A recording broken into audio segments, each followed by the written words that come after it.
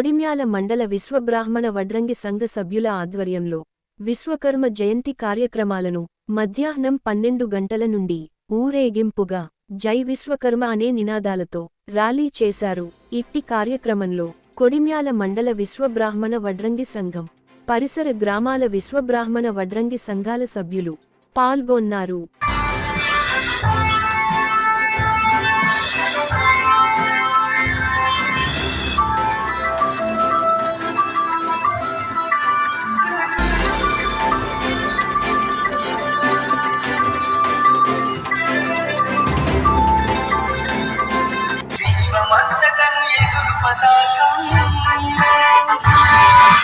విశ్వకర్మయను విజయ పతాకం, విశ్వమంతటను ఎగురు పతాకం.